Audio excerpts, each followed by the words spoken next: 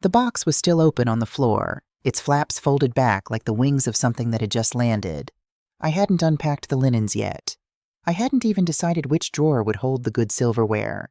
The set Frank gave me for our 30th anniversary. The one I'd kept wrapped in green felt through every move, every year, every borrowed kitchen that was never quite mine. I was kneeling on the floor of my own living room, pulling tissue paper from around a small ceramic owl I'd bought at a craft fair in 2019, when I noticed something I hadn't expected to feel. Stillness. Not the stillness of a house that's empty and waiting for someone else to fill it. The stillness of a place that already belongs to you, that knows your name the way old furniture knows the shape of a body. The floorboards creaked when I shifted my weight, a low, unhurried sound, and I thought, that's mine too. That creak is mine. My name was on the paperwork in the folder on the kitchen counter. Dorothy Ann Hargrove. No cosigner, no shared title, no one else's signature on the bottom line beside mine. I had been waiting 63 years for a sentence that simple. The cottage sat at the end of a gravel road, half a mile from a lake that turned silver in the mornings and orange by 4 in the afternoon. 3 bedrooms, 2 bathrooms, a kitchen with more counter space than I'd had in 6 years, and a back porch wide enough for 2 chairs and a small table, which was all I'd ever needed. The previous owners had left a set of wind chimes hanging from a hook near the front door, glass and copper, the kind that make a sound like rain on a still day. I'd taken them down the first morning because the hook needed tightening. I hadn't put them back up yet. They were sitting on the kitchen counter next to the folder with my name on it, and I kept meaning to get to them. That first week, I moved slowly through the rooms the way you move through something you're afraid of waking up from. I opened cabinet doors just to close them again. I stood in the bathroom with the new tile, pale blue, the color I'd chosen myself from a sample card the contractor mailed me, and I ran my fingers along the grout. I'd saved for this the way other women my age saved for medical procedures or river cruises, quietly, carefully, over 11 years, starting the month after Frank's funeral, when I realized that grief, if you let it, will spend every dollar you have. I didn't let it. I put $200 a month into an account Elliot didn't know about, and then $300, and then more when I picked up part-time bookkeeping work for a dental office 2 towns over. No loans, no cosigners, no family money, no inheritance, no help. Just me and a yellow legal pad and 11 years of patience. I need to tell you about those 6 years in the basement, because without them, you won't understand why 3 days in this cottage already felt like oxygen. Frank died on a Tuesday in October, a massive stroke. Quick, the doctor said, as though quickness was a mercy. Elliot called it a mercy too. I didn't argue. I was too busy learning how to fold a life in half. Elliot said I could stay with them just until I found my footing. He said it gently, the way you say things to someone who's just lost the person who made the world make sense. I believed him because he was my son, and I had raised him to mean what he said. That was 7 years ago. The basement in their house was finished. Carpeted floors, a small egress window that let in a rectangle of gray light every morning. It wasn't unkind, as basements go, but it was a basement. There was no door to the outside. There was no space that belonged only to me. Brianna, Elliot's wife, a woman of exacting tastes and absolute certainty, did not charge me rent. She mentioned this often. She mentioned it the way people mention a favor they've done that they'd like repaid in other currency. She collected instead. My time. Dot, can you watch the kids tonight? We have dinner at the Harrisons. My hands. Dot, the laundry's been sitting in the dryer since Tuesday. My silence. Dot, I need you not to use the upstairs kitchen after 9. The smell of cooking wakes Jared up. I learned to move through their house like weather. Present but not intrusive. Useful but not noticeable. I learned to say of course before being asked, and no trouble at all before anyone had decided whether it was trouble. The moment I remember most clearly is a Thursday afternoon in March, 3 years into the basement years. I had a cashmere scarf that Frank gave me for my 58th birthday. Sage green, soft as something alive. He'd driven 40 minutes to find it at a shop in the next town because I'd mentioned once, only once, that I liked the color. I came upstairs to find Brianna in the front hallway in her coat, winding my scarf around her neck. "Oh, I hope you don't mind," she said, already turning toward the door. "Mine's in the wash. She came home without it. Said she must have left it at Marcy's. It was never found. She never apologized. I never mentioned it. That was the moment I opened the savings account." The first box I unpacked when I moved into the cottage was not the linens or the kitchen things. It was a small cardboard box I'd sealed myself and labeled in black marker, Frank, keep. Inside, the green felt pouch with the silverware. A photograph of us at Niagara Falls, 1987, Frank squinting against the mist, his arm around my waist, both of us laughing at something I've since forgotten. A birthday card he'd sent me when we were still dating. Dorothy, you make Tuesdays feel like Saturdays. Love, Frank.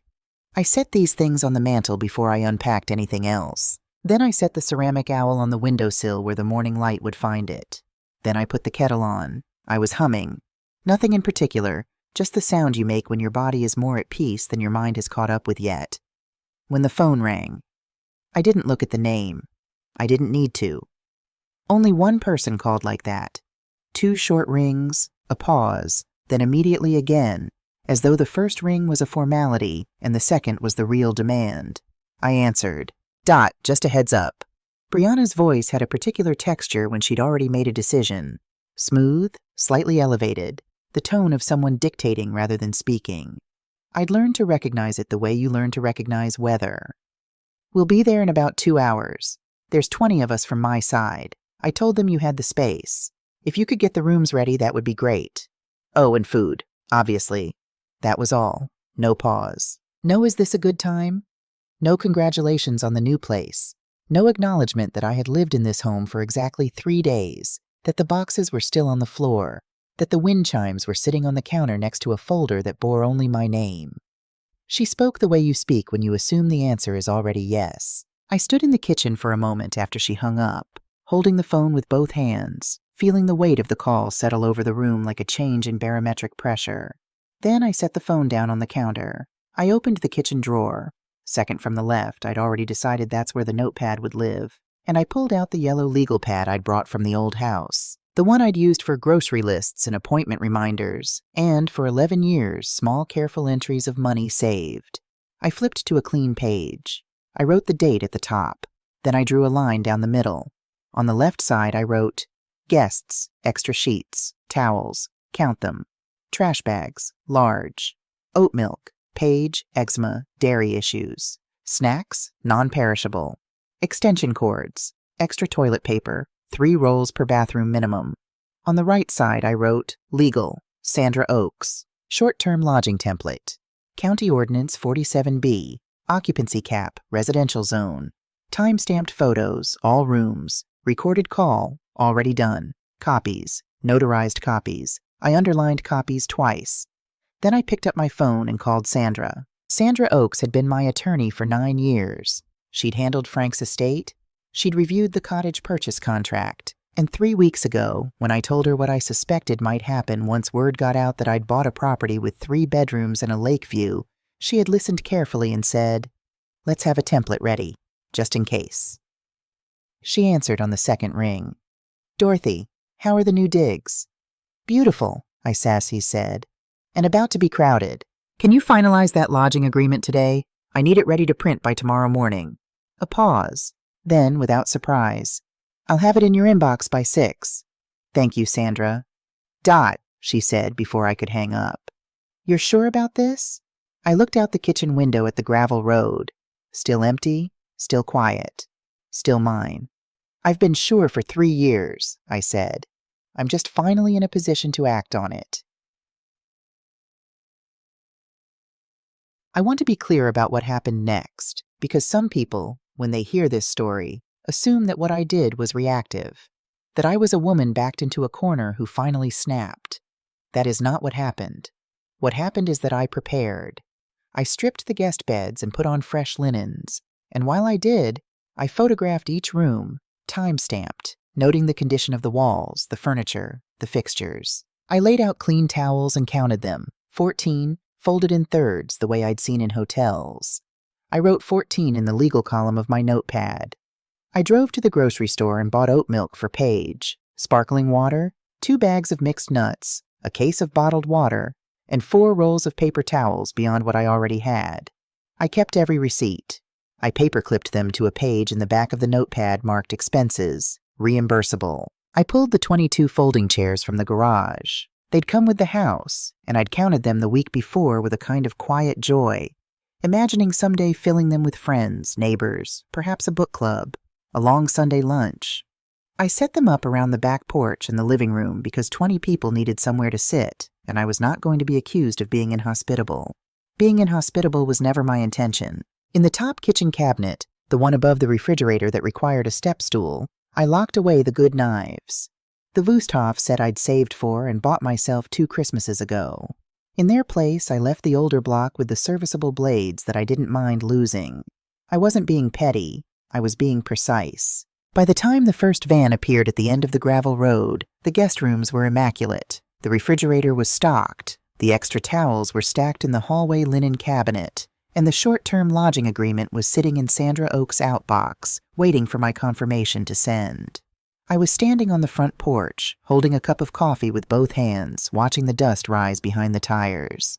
The wind chimes were still on the kitchen counter. I had meant to hang them. I didn't yet know that I would hang them on the 5th night, after the van doors had finally stopped slamming, after the Bluetooth speakers had gone quiet for the first time in days.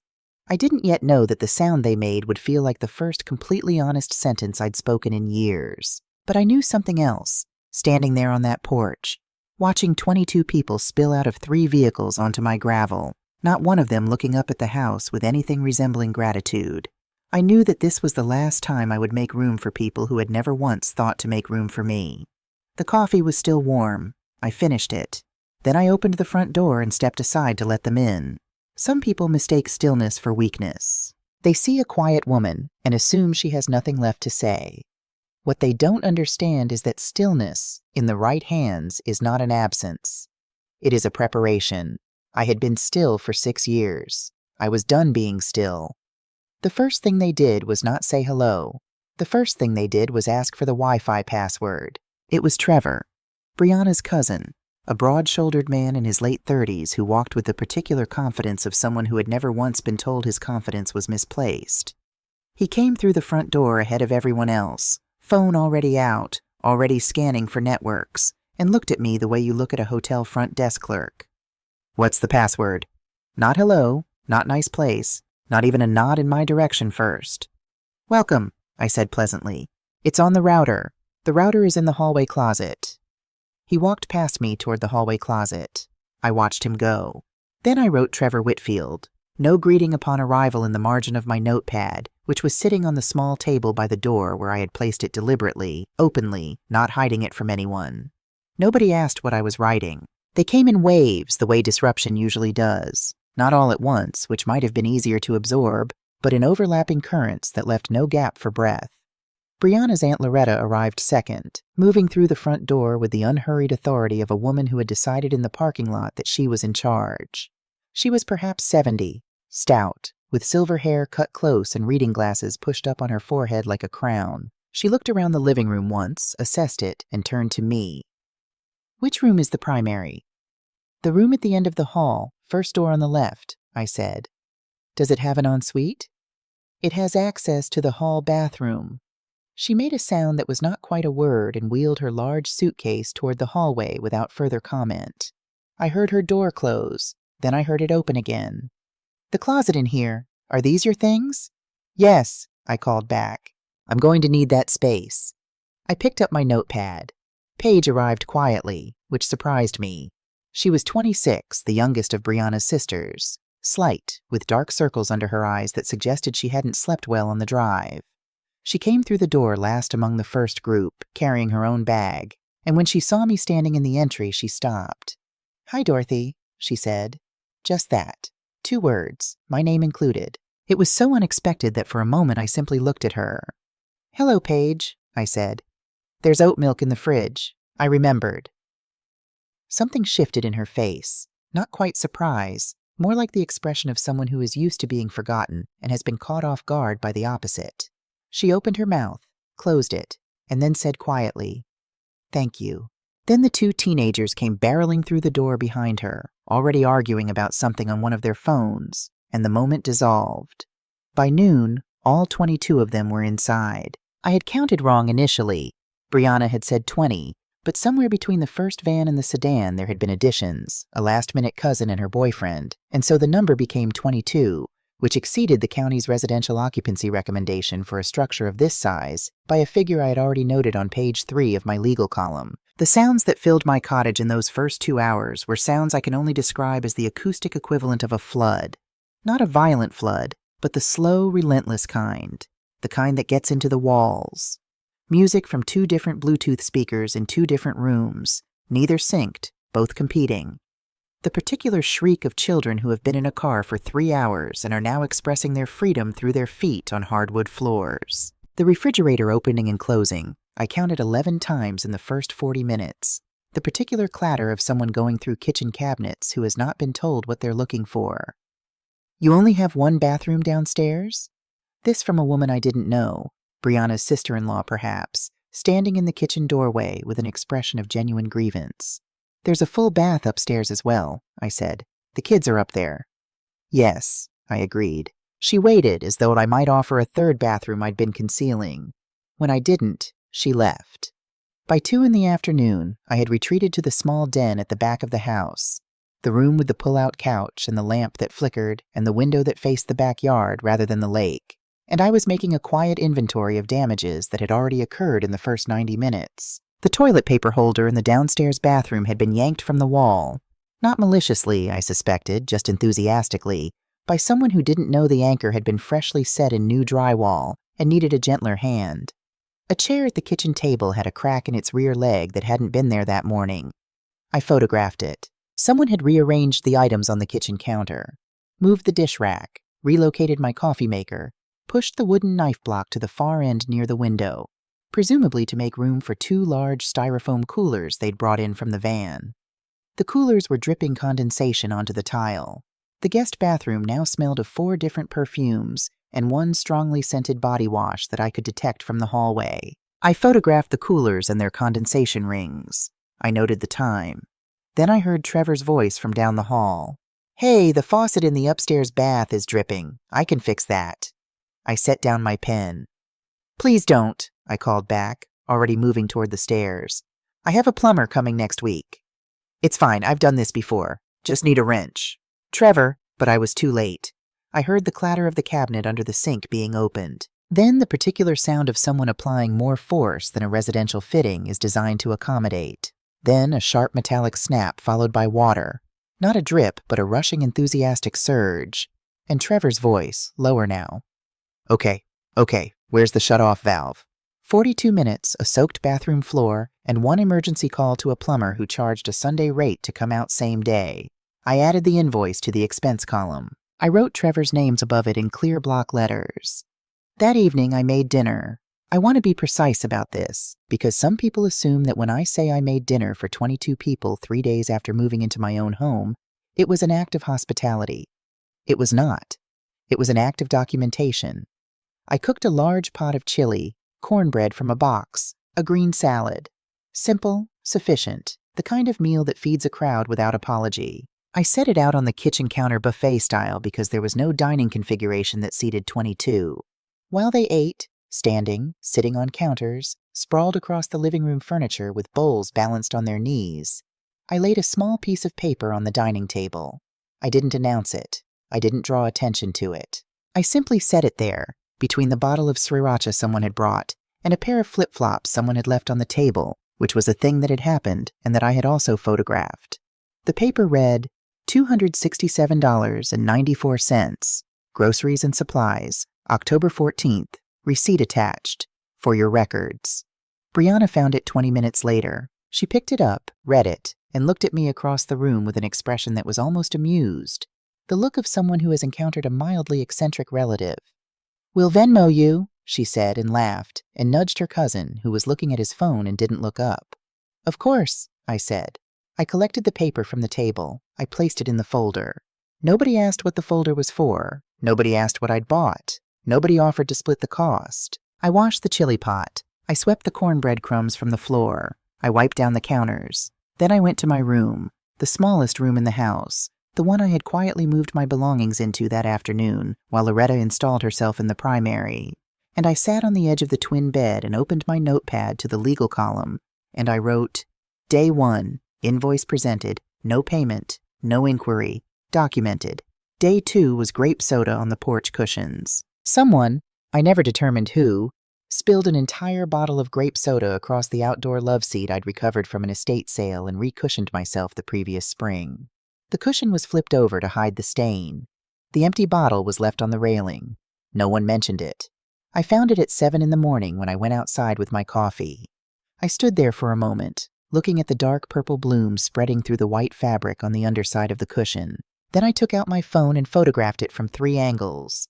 Then I sat down in the other chair, the cushion of which was undamaged, and I drank my coffee, and I watched the lake turn from gray to silver, and I thought about Frank, who used to say that the only thing you could control in any situation was the quality of your own preparation.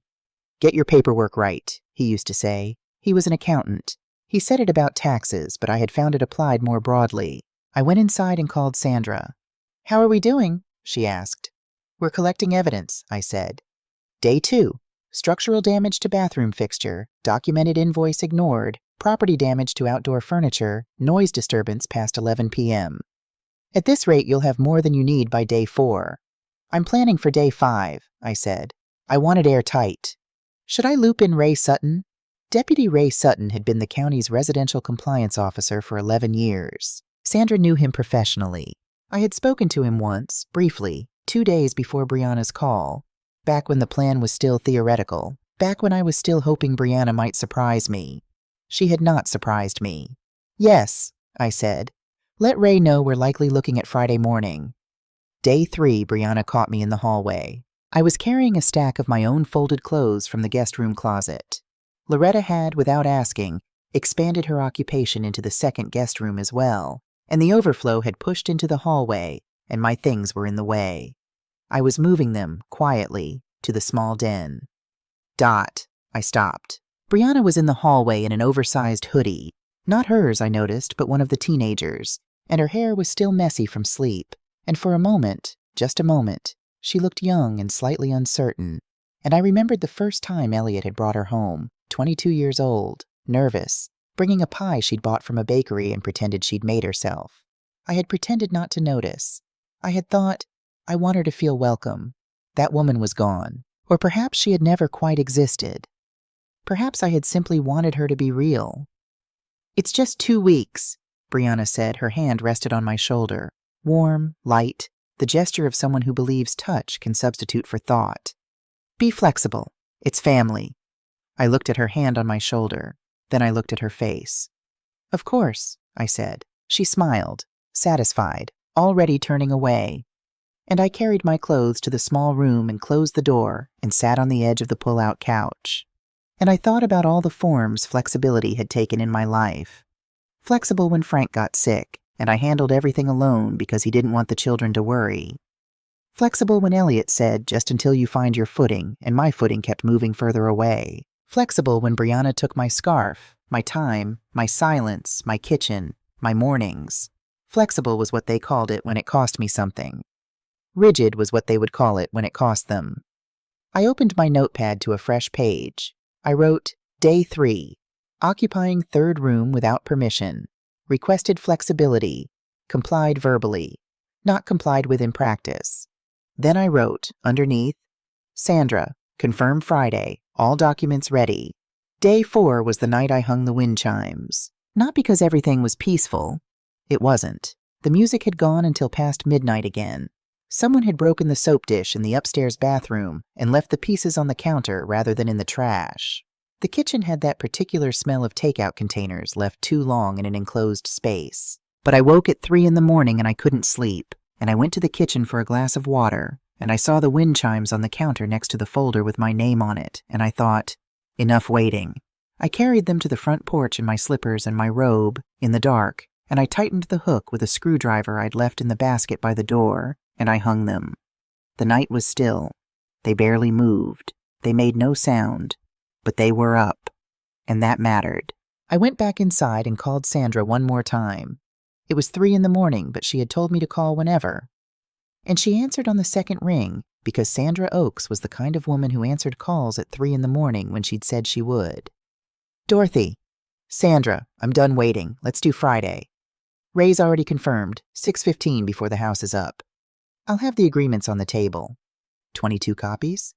22, I said. With pens. I hung up. I stood in the dark kitchen for a moment, listening to the sounds of the house, the breathing of 22 people who had taken up residence in my space as though the word mine on that deed meant nothing. Then I went back to bed. For the first time since they'd arrived, I slept the whole night through. Day 5, I was up at 5:45. The house was quiet in the way of a place that has been overfilled, a dense, settled quiet, heavy with the residue of other people's voices. I moved through it the way I'd learned to move through the basement years, without sound, without disturbance. I made coffee. I printed 22 copies of the short-term lodging agreement Sandra had finalized and sent the evening before. Each copy was 3 pages. Each page was clear, plain language, legally binding under County Residential Code 47B. Page 1, guest identification, dates of stay, per person nightly rate, $140, payable in advance. Page 2, property rules, noise ordinance hours, occupancy limits, damage policy. Page 3, signature line, dated, witnessed. I stacked them in 22 neat piles on the dining table, each pile with a pen placed precisely across the top page. Then I went to the front entry and taped 2 notices to the door. The first, private property, short-term lodging agreement required for all guests. The second, the relevant section of County Ordinance 47B, printed in full, with the applicable passages highlighted in yellow. I stepped back and looked at the table. 22 stacks, 22 pens. The morning light coming through the east window, landing across the paper in long, pale bars. I picked up my coffee. I sat down in the armchair by the window. My armchair, the one I'd brought from storage, the one Frank used to fall asleep in on Sunday afternoons with the newspaper on his chest. I waited. The first sound from upstairs came at 6:08. Footsteps, then the flush of the hall toilet, then the creak of someone descending the stairs slowly, still half asleep. It was Trevor. He came around the corner in yesterday's clothes, phone in hand, heading for the coffee maker, and stopped when he saw the dining table. He stood there for a moment, reading the nearest stack without picking it up. Then he looked at me. I looked back at him. He opened his mouth, closed it, looked at the table again. He didn't say a word. He poured himself a cup of coffee and stood by the kitchen counter and waited. Not for me, I realized, but for someone else to come downstairs first. 3 minutes later, gravel crunched outside. A car door closed. I didn't have to look out the window to know who it was. I'd asked him to park quietly. Ray Sutton was good at quiet. Trevor heard the knock at the door. He looked at me. "You expecting someone?" he asked. "Yes," I said. I set down my coffee and stood up. "Right on time." I walked to the front door. I opened it. And above me in the morning stillness, the wind chime stirred. Just once, just barely, and made a single, clear, unhurried sound. Deputy Ray Sutton was a compact, unhurried man who wore his uniform the way certain people wear authority, not loudly, but completely. He stepped through the front door with his hat in his hand, nodded once at me, and took in the room the way a person does when they've walked into situations like this before and learned that the first 30 seconds of observation are worth more than the first 30 minutes of talking. He saw the table, the 22 stacks, the pens. He saw Trevor by the coffee maker, frozen mid-sip. He saw the notices on the door behind him. Then he looked at me and said quietly, "Morning, Dorothy." "Good morning, Ray," I said. "Coffee?" "Please." I poured him a cup. We stood in the kitchen together, and the house breathed around us, still heavy with sleep, still unaware. And I handed him the primary folder, the one with the tabbed sections Sandra had organized. Recorded call, time-stamped photographs, itemized expenses, text message log, the email I'd sent 48 hours ago that remained unopened, the plumber's invoice, the damage report. He flipped through it the way a person flips through something they were expecting to be thorough and are confirming is thorough. Twice he paused. Once he nodded slowly. "This is clean," he said. "I've had time to prepare," I said. He closed the folder and set it on the counter beside his coffee cup, and we waited. Brianna came downstairs at 6:41. I know the exact time because I had been watching the clock on the kitchen wall, the round white clock I'd hung myself on the second morning, the first decorative thing I'd put up, and I had been noting, calmly, methodically, the precise moment at which each person entered the room. She came around the corner in a gray hoodie that belonged to one of the teenagers.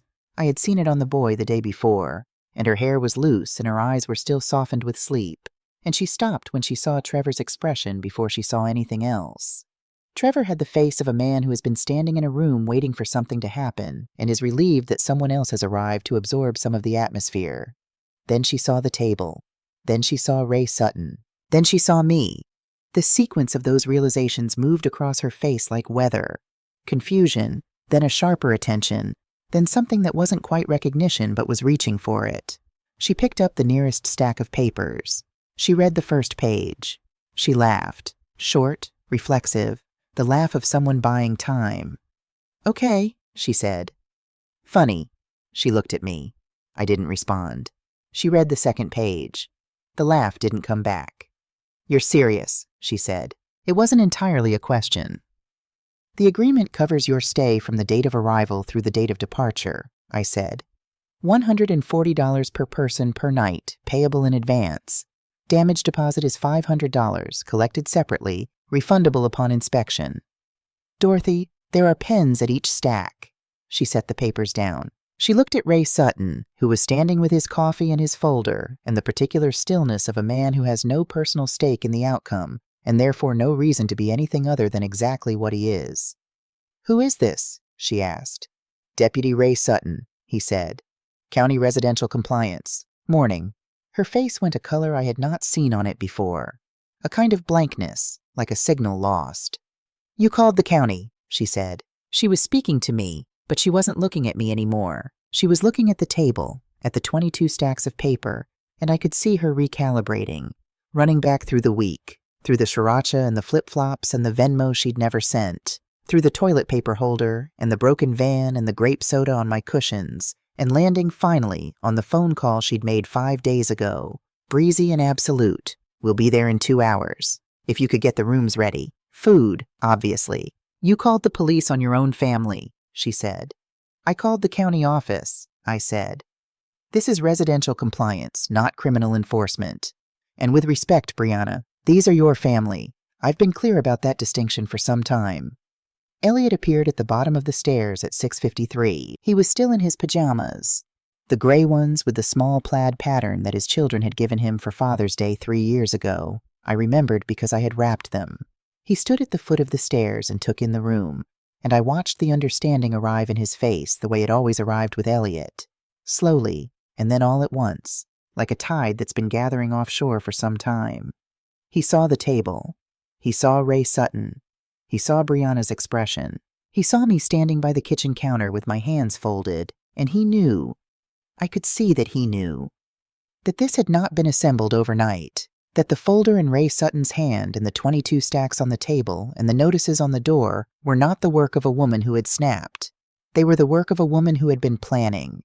He crossed his arms. "Mom." His voice was careful. "Come on. This isn't necessary." I looked at my son. He was 53 years old, and he had his father's eyes and his father's habit of leading with his chin when he was uncomfortable. And I loved him the way you love something that has also disappointed you, completely, and with full knowledge of both things at once. 6 years ago, I said, you told me I could stay with you just until I found my footing. He opened his mouth. "I'm not angry about that," I said before he could speak. "I'm telling you I remembered it. I found my footing, Elliot. It took 11 years, but I found it. It's in my name on a deed in the folder on that counter, and I will not apologize for treating it accordingly." He closed his mouth. Ray Sutton cleared his throat gently. "Everyone present will need to review and sign the lodging agreement or make arrangements to vacate the property by 6 o'clock this evening," he said in the measured tone of someone reciting something they've said before. "The property owner has fulfilled all notification requirements under County Ordinance 47B. This is lawful and enforceable." "She gave notice," Elliot said, as though the phrase didn't quite make sense in the context of his mother. "In writing and verbally," Ray confirmed, 2 days prior. "I emailed," I said. "I texted. I understand no one opened the email. That's documented as well." Aunt Loretta came downstairs at 7:04 and detonated. She had dressed fully, which somehow made it worse. There was a precision to her outrage that a woman in a bathrobe couldn't have achieved. She stood at the entrance to the dining room, read the notice on the door, picked up a copy of the agreement from the nearest stack, and turned to me with the expression of someone who has been affronted at a cellular level. "You think you can charge us like we're some kind of Airbnb guests?" Her voice had the carrying quality of a woman who had never once been told to lower it. "We are family. Your son's wife's family. You are Brianna's family," I said. I kept my voice even. I had practiced this, not the words specifically, but the register, the particular calm of someone who has already processed their anger privately and is now operating from something quieter and more durable. "You and I have never met before this week. In the 5 days you've been in my home, you have not asked me a single question about myself. You have not offered to help with a single meal or a single dish. You have not said thank you once." She drew breath. "I'm not saying that to be unkind," I continued. "I'm saying it because I want you to understand that when you call this a family matter, you are using a word that requires something of both parties. I have tried to be a gracious host. I stocked oat milk for Paige. I changed the sheets. I did not charge for the plumber your cousin required on day 1. It's on the invoice," I said. "In the agreement. Under damages, line 3. Loretta looked at the paper in her hand. She looked at Ray Sutton. She looked at Elliot, who was looking at the floor. "This is the most unbelievable thing I have ever—" "Loretta!" Brianna's voice was low, tired, and it silenced the older woman in the way that only genuine exhaustion can. Brianna was still holding her copy of the agreement. She hadn't put it down. "Just stop." The room went quiet. In the quiet, I picked up the second folder, the one with the tabs, and I set it on the table next to Ray Sutton's coffee cup.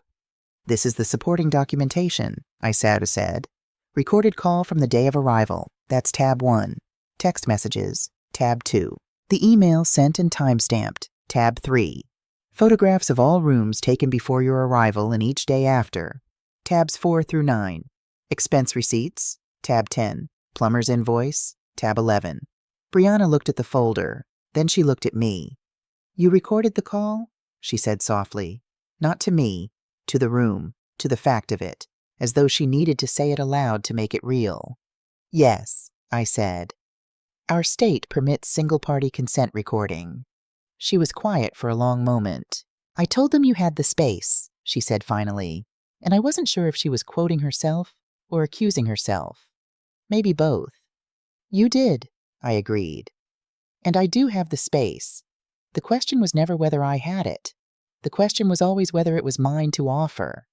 The signatures came slowly, and then all at once.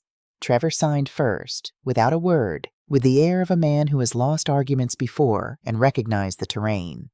2 of the younger cousins followed, then several others, quiet, deflated, the energy of the house shifting from flood to low tide. Loretta did not sign. She packed instead, loudly, demonstratively, her suitcase wheels leaving tracks across the hall carpet I had chosen myself. She paused at the front door on her way out and looked back at me with an expression that was trying to be withering. "You'll regret this," she said. "I'll let you know if that happens," I said. She left. The others who hadn't signed followed through the afternoon in smaller departures. Murmured conversations I wasn't privy to, decisions made in the upstairs hallway, bags gathered with varying degrees of resentment. By 4 in the afternoon, the number had reduced to 7 who had signed and were theoretically staying, and then 5.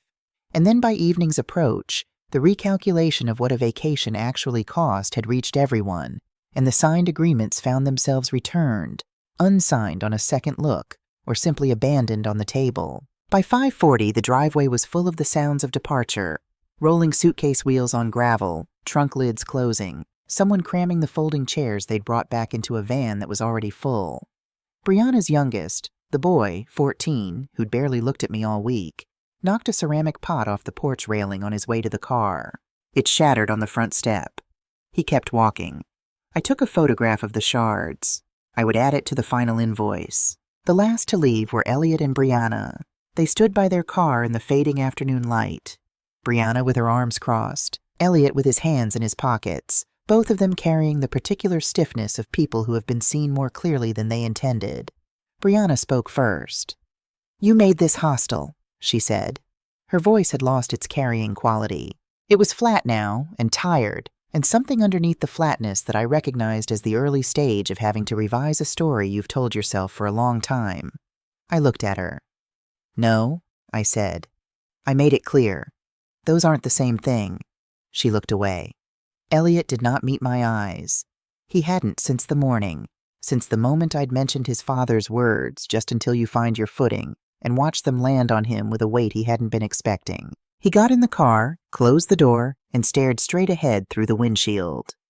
I stood at the edge of the porch. I did not wave. I watched their car follow the two vans down the gravel road, the dust rising behind them in the late light, and then the curve of the road took them, and the sound of the engines faded, and then there was nothing. Just the creak of the porch boards under my feet, just the wind off the lake, just the wind chimes, moving. I went inside. I set the clipboard on the kitchen counter. I wiped the dust ring where someone had left a soda can on the good side table. I collected the unsigned agreements from the dining table and filed them in a separate folder. Unsigned, departed without completion, and I set it beside the primary folder. Then I found the envelope. It was on the small table in the hallway, the one with the ceramic dish where I put my keys. The envelope was unsealed. The handwriting was Elliot's. Careful, slightly cramped, the hand of a boy who'd been left-handed and been taught to write right-handed and had never quite reconciled the two. I stood in the hallway and read it. "Mom, I hope one day you see how cold this was." That was all. No signature. I stood with it for a long moment, long enough to feel the full weight of it, not its cruelty, which was smaller than he perhaps intended, but its sadness, which was larger than he knew. My son, 53 years old, standing in a hallway leaving an unsigned note because he didn't know how to have the conversation out loud.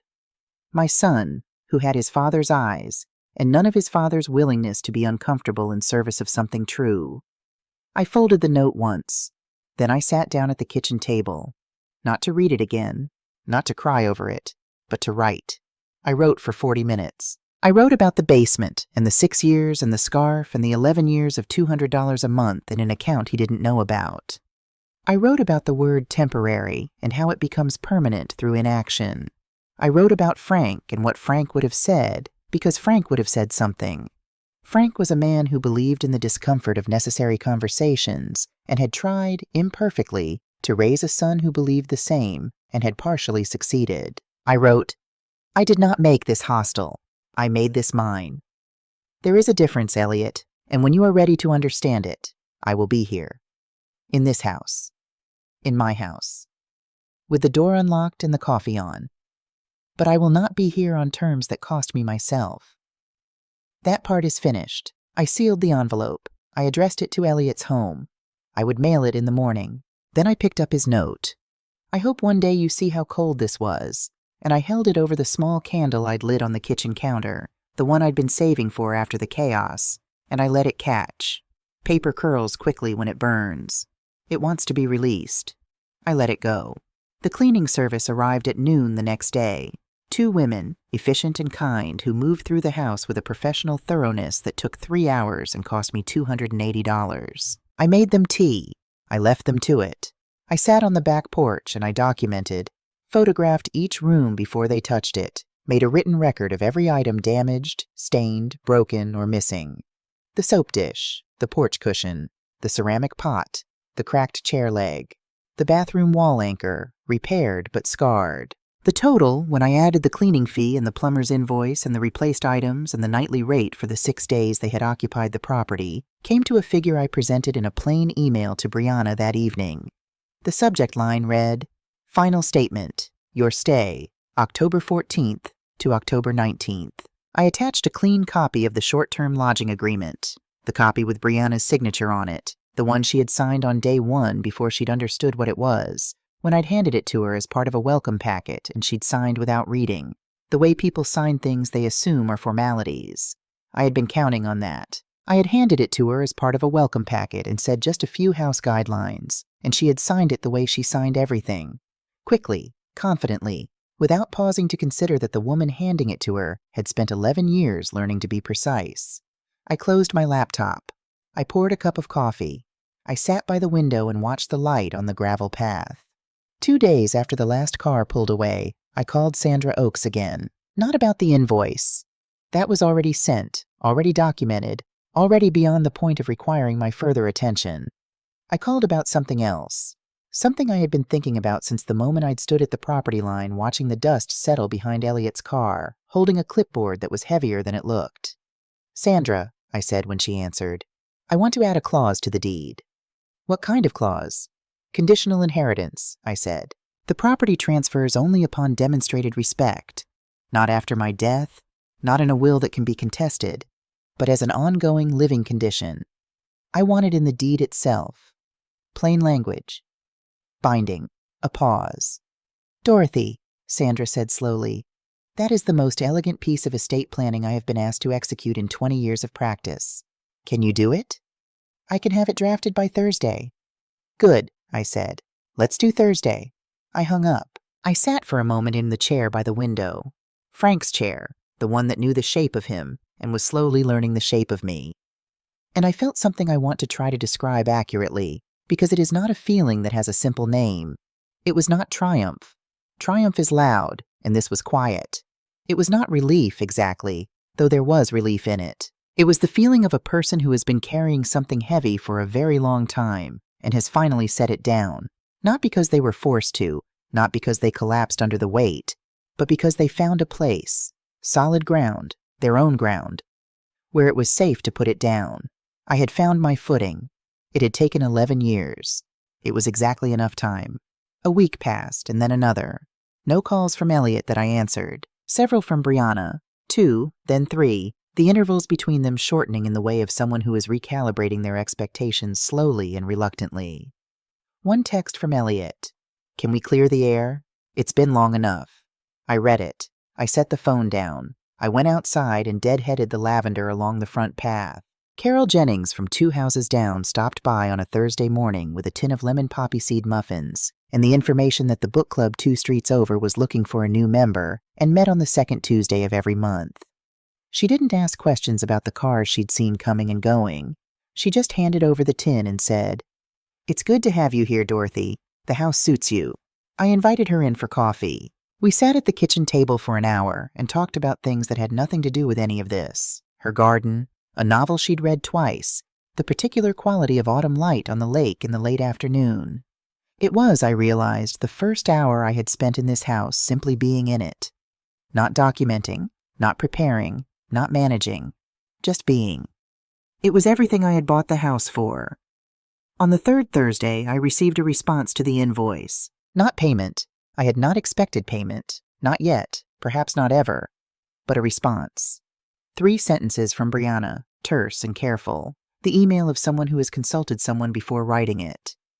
"This amount is disputed. We were guests, not paying lodgers. We'll be in touch through proper channels." I forwarded it to Sandra. Sandra called me 20 minutes later, and I could hear in her voice the particular brightness of an attorney who has been handed exactly what she needed. She said proper channels, Sandra said. She did. "Dorothy, she signed the agreement." "I know. On day 1.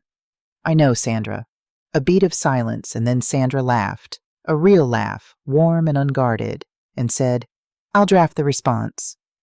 I thanked her and hung up and stood in my kitchen for a moment, and then I did something I hadn't done in a long time.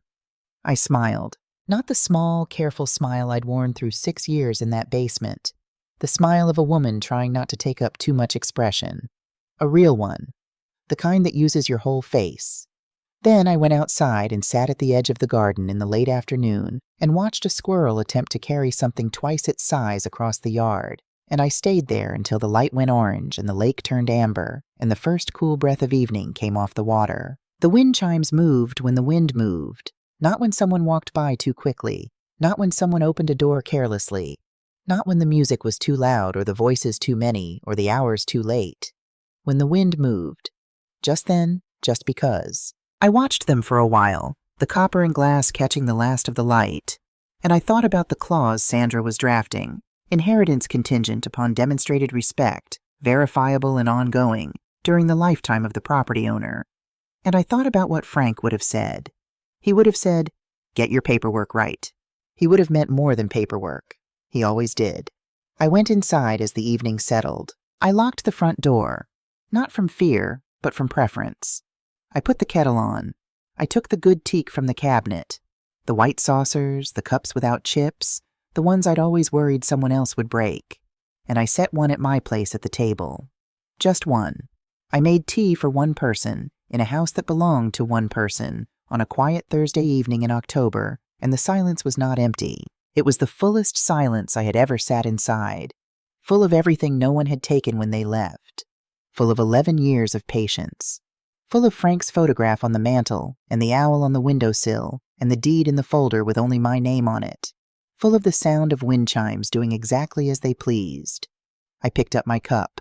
I drank my tea. Outside, the lake turned dark and the first stars appeared, and the wind moved through the copper and the glass, and the sound that came through the window was clear and unhurried and entirely, completely mine. Respect doesn't ask permission to exist. It just stops waiting for approval. And some things, the important things, are worth 11 years.